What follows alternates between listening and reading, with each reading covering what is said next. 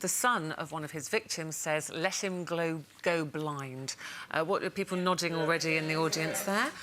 What do we think? Does he deserve to have NHS treatment?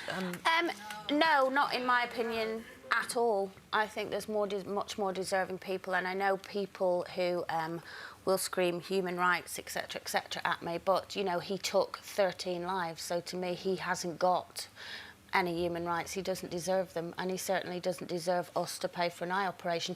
I mean, when I say hasn't got human rights, of course I don't expect him to be tortured, and, you know, I know we have to protect, we're a civilised society and we need to protect them from that.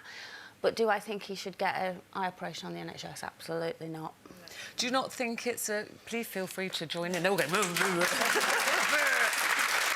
not feel that the prison service has a duty of care, or we as a society have a duty of care to a certain degree? I think the prison service and the people that probably have to protect him are probably biting through their knuckles of how much they don't want to, actually, but it is part of their job. Yeah. £5,000 the eye operation is costing. Is this £5,000 of taxpayers' money that you're happy to be spent? Look, I'm a massive passionate believer of human rights, and basically because my family have come from a country, they emigrated here in '65, they come from a country where human rights just are not recognised, basically, they're not exercised, so I know the adverse effects that if people are if their human rights are taken away from them, you know, you don't live in a civil society as far as I'm concerned. Now, if you embrace human rights, you embrace the fact, unfortunately, that good and bad people have got these rights. And for me, access to healthcare is a basic human right. And unfortunately, I know this man has done disgusting, horrible, unimaginable things, but I am a human rights activist. I believe in human rights, and therefore, as a result, because it's access to healthcare... I still don't think it would be if it was your daughter. Unfortunately, if I embrace human rights, good and bad people, you know, they have those rights. And I think for a civil society, it's what makes me feel British. I am better than him because I believe that you can have access to healthcare, full stop. I'm a better person than him. That's what I believe. But he's not dying. I mean, it's failing eyesight. It's not going to kill him. It's a human right, and access to healthcare is a human right, whether you're good or bad, and that is what I believe. Some might say Jamie gave up his right to human rights. No, absolutely. When he's taking another life. If Peter Sutcliffe was asking for a bigger television or, you know, deeper carpets or whatever, I would say absolutely you have no right whatsoever. But Broadmoor is not a prison. Broadmoor is a hospital. You're not allowed to call Broadmoor a prison anymore. He's in a hospital because he's been diagnosed as paranoid schizophrenic. He has medication for that. So we're already treating him on the NHS. He costs us £300,000 a year, taxpayers' money, to keep Peter Sutcliffe in Broadmoor. If you don't rescue, he's already blind in his left eye, if you don't give him or rescue his sight in his right eye, he's going to cost us a darn sight more than another £5,000, because he's then going to need extra care in the hospital. He's going to need extra people looking after him the whole time, helping him, because he's not going to be able to see.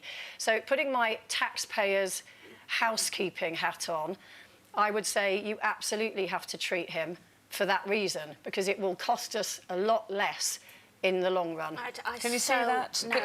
I so don't agree. You know, when you see so many people, good law-abiding citizens, waiting years for operations on the NHS, or waiting... You know, my mother-in-law, who has failing eyesight because of her age, isn't entitled to have this treatment. Years. He's probably wasted years. I don't care. Well.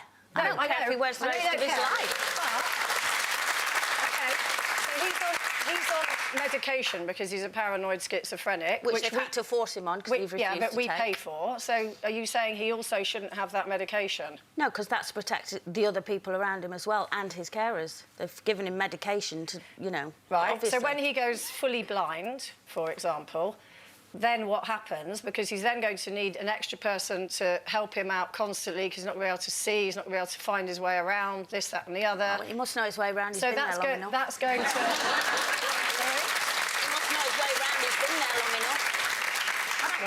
I agree with Sarah. I think that if you say somebody should be allowed to suffer, you are no better than them. How does that make us a civilised society? I don't agree, because I just think human rights always seems to benefit the people that least deserve it. But in actual fact, it's just double standards. I think hate that's a it. populist view, Colleen. I really do. I think human rights goes a lot deeper than that. And I think every human being, good or bad, you have these basic human rights. And I think you are entitled to them. Let's That's what ask our audience, just by a show of hands, do you think we should be spending £5,000 on treating Peter Sutcliffe's eyesight? Hands up for yes.